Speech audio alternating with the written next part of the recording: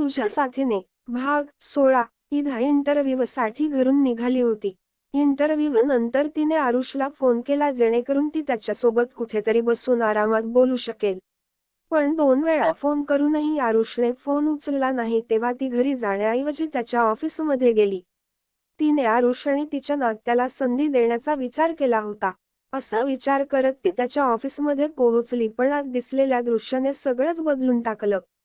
ईदा घरी आला आणि ढसाढसा रडली. तिला स्वतःवरच राग आला.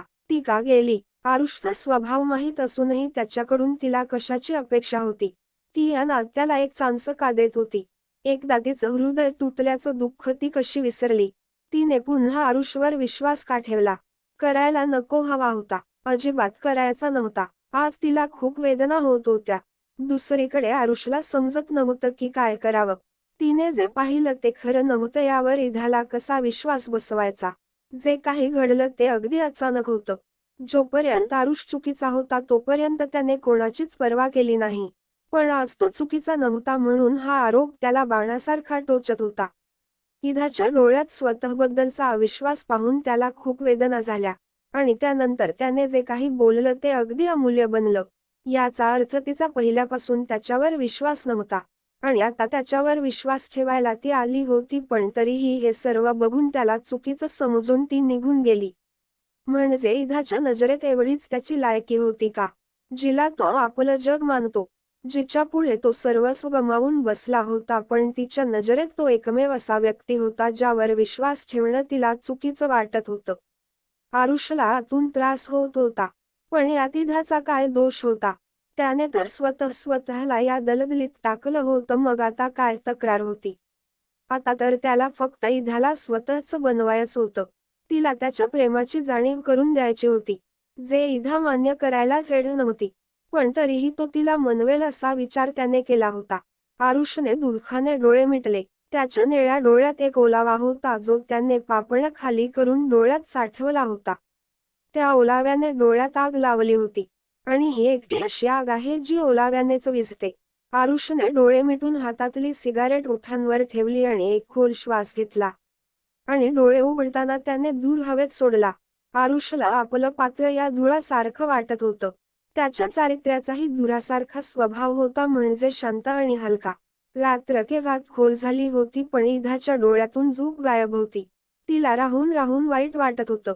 कदाचित नकार देऊनही हृदयाने पुन्हा एकदा आरुषवर विश्वास ठेवला होता. तिचं हृदय आणि तिचं प्रेम पुन्हा एकदा तिच्यावर हावी झालं होतं. बिलकुल तसंच जेव्हा अगोदर झालं होतं आणि आज पुन्हा तिचं दुखापतीने तिचं मन दुखावलं गेलं होतं. ज्या दुखापतीने तिला यापूर्वी एकदा दुखापत झाली होती. तिने मनातल्या मनात आईकडे अनेक तक्रारीही केल्या होत्या. पण रिकाम्या घरात आवाजाचंही उत्तर नव्हतं. पण आज घरातच नाही तर तिच्या आतही एकटेपणा होता. आज पुन्हा एकदा ती रिकामीच होती आणि हेच तिला रडायला लावत होतं. अलिना आरुषच्या वर असताना पुन्हा पुन्हा तेच दृश्य तिच्या डोळ्यांसमोर येत होतं आणि आरुष देखील तिला कंबरेला धरून होता. ईदाने ब्लँकेट बाजूला ठेवली आणि अचानक उभी राहिली. खोलीत तिचं मन घाबरलं होतं. बाजूच्या टेबलावरचा चष्मा उचलून तिने तिच्या डोळ्यांवर ठेवला आणि खोलीबाहेर आली. अंगणाचा लाईट लावला आणि बाहेर झोक्यावर येऊन बसली. रातराणीचा वास अंगणात दरवळत होता. ईदाने दीर्घ श्वास घेऊन तो सुगंध मनात उतरवला. कदाचित तिला तिच्या श्वासातील जळजळ दूर करायची होती. धप! ती पुन्हा तिच्या विचारात जाऊ लागली होती तेवढ्यात जोरात आवाज आला. ईदाला पूर्ण धक्का बसला. तिने आजूबाजूला पाहिलं तर काहीच नव्हतं. स्वतःचा भ्रम आहे असं समजून ते झटकून टाकणार होती तेवढ्यात पुन्हा असाच आवाज आला. यावेळी ईदा तिच्या जागेवरून उठली. तिच्या हृदयाचे ठोके अचानक वाढले होते. पुढे सरकत तिने सावध नजरेने आजूबाजूला पाहिलं पण कोणीच दिसलं नाही. तेव्हा तिला वाटलं की गच्चीवर कोणीतरी आहे आणि याच भावनेने तिच्या पाठीचा कणा थरथरला. कोण कोण कोण आहे तिथे? ईदाने छताकडे बघत तिचा आवाज मजबूत करत विचारलं. आणि त्यानंतर एकामागून एक 3 जणांनी छतावरून खाली उड्या मारल्या. ईदाचे डोळे भीतीने विस्फारले होते. तिच्या ओठातून नकळत एक किंकाळी बाहेर पडली आणि ती पुन्हा किंचाळण्याआधीच त्यांच्यापैकी एकाने पुढे येऊन तिचं तोंड हाताने बंद केलं. इकडे आरुष लांब बेडवर बाजूला पडला होता बहुधा झोपेत असावा.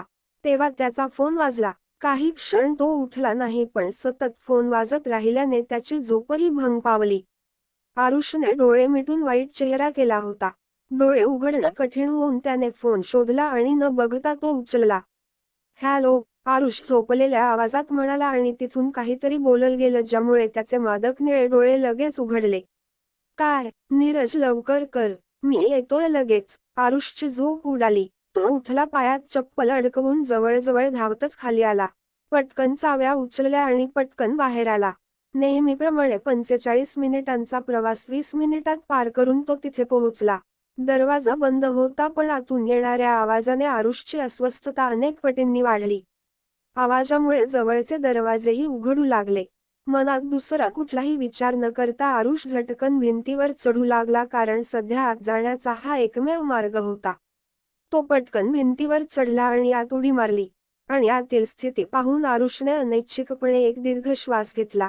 नीरज त्या तिघांसोबत बंदुकीच्या टोकावर उभा होता तर रडणारी आणि घाबरलेली इधा भिंतीला टेकून दीर्घ श्वास घेत उभी होती. आरुषने पटकन तिच्या जवळ जाऊन तिला आपल्या मिठीत घेतलं. इधानेही नर्वस रीतीने आपले हात त्याच्या पाठीभोवती घट केले. तो घरात आरू, त्याने मला. इधा त्याच्यापासून विलग होऊन काहीतरी बोलायचा प्रयत्न करत होती पण तिचे शब्द तिला साथ देत नव्हते. शुशुशू, सगळं ठीक आहे, शांत हो. आरुषने तिला थोडं दूर करून तिचे अश्रू पुसले आणि पुन्हा एकदा तिला मिठी मारली. अनेक जण बाहेरच्या दरवाजातून तसेच छतावरून डोकावून प्रकरण जाणून घेण्याचा प्रयत्न करत होते. हे तिघेही रस्त्यावरचे गुंड होते. कदाचित त्यांना कळलं असेल की इधा एकटी आहे. त्यामुळेच ते तिघही संधी पाहून आज घरात घुसले. इधाने अंगणाची लाईट लावली तेव्हा नीरज जरा सावध झाला. त्याने सर्व काही तपासलं पण जेव्हा सर्व काही ठीक होतं तेव्हा तो देखील आरामात बसला. मात्र काही वेळाने इधाच्या किंचाळण्याचा आवाज आल्याने त्याने लगेचच आपली बंदूक हातात घेतली आणि तसाच आरुषला फोन करून परिस्थितीबाबत सावध केलं. नीरज भिंतीतून आत आला तोपर्यंत तिघेही इधाला ताब्यात घेऊन तिला आत घेण्याचा प्रयत्न करत होते. पण नीरज हा सामान्य माणूस नव्हता. अशा परिस्थितीला नियंत्रित कसं करायचं हे त्याला चांगलंच माहीत होतं. त्याने लवकरच तिघांवरही मात केली. त्याच्याकडे बंदूक होती आणि ते तिघेही शस्त्राशिवाय होते. हे खूप विचित्र होतं पण कदाचित त्यांना ठोस बातमी होती की इधा एकटी आहे आणि एकरी नागिन त्या तिघांना काहीही करू शकणार नाही. पण इधा कुठे एकटी होती हे त्यांना माहीत नव्हतं. इधा पूर्ण वेळ नीरजच्या सेक्युरिटी खाली होती. नीरजने तिघांनाही पळवून लावलं होतं आणि आरुष इधाला घेऊन आत आला होता. ती आता पूर्णपणे शांत झाली होती पण आरुषने रागाच्या भरात लक्ष दिलं नाही. त्याला खूप राग येत होता. त्याला कळत नव्हतं की तो इधावर रागवलेला आहे की स्वतःवर. मात्र यावेळी तो चांगलाच संतापला होता. जो तो इकडे तिकडे फिरून कमी करण्याचा प्रयत्न करत होता कारण त्याला यावेळी त्याचा राग इधावर काढायचा नव्हता. त्याला स्वतःवरच राग आला की त्याने तिला असं एकटं का सोडलं. आज काही झालं असतं तर. हा विचारच त्याचा जीव घेण्यास पुरेसा होता. हे सगळं तुझ्या हट्टीपणामुळे आणि मूर्खपणामुळे होत आहे इधा. थांबून आता सोफ्यावर बसलेल्या तिच्याकडे बघत आरुष खूप रागाने म्हणाला. माझ्या. इधाने स्वतःकडे बोट दाखवत निरागसपणे विचारलं आणि आधीच रागावलेला आरुष यावेळी जास्त चिडला. हो, तुझ्याच, मूर्ख. आरुष रागाने म्हणाला. मला जास्त राग नको देऊस इधा. मला आताच तुझ्या 2 कानाखाली मारावाशा वाटताय. आरुष रागाने बोलला. यावेळी त्याचं स्वतःचं मन इतकं गोंधळलं होतं की त्याला इधाची हालत समजली नाही. पण मी काहीच केलं नाही, खरंच. इधा निरागस स्वरात बोलली आणि यावेळी आरुष तिच्या स्टाईलने थोडा दंग झाला. इधा. आरुष विस्कटलेल्या डोळ्यांनी तिच्याकडे आला. त्याच्या लक्षात आलं की ती आता रडत नव्हती किंवा ती घाबरत नव्हती पण तिच्या उघडलेल्या आणि बंद डोळ्यांत एक नशा स्पष्टपणे तरंगत होती. बघूया कोणती नशा आहे तिच्या डोळ्यात.